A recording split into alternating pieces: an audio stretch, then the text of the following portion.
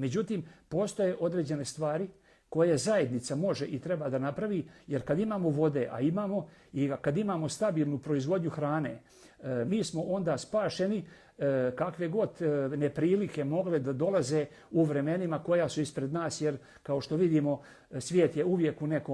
u nekom vrstu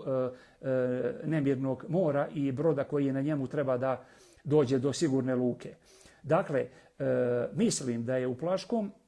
vrlo korisno i moguće napraviti poljoprivrednu zadrugu. Znači,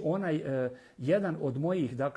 predizbornih prijedloga je da se osnuje poljoprivredna zadruga. Dovoljno je 7 osnivača, ali im se treba pomoći stručno da oni ne lutaju u administrativnim tim labirintima, nego da znači na najjednostavniji mogući način se formira,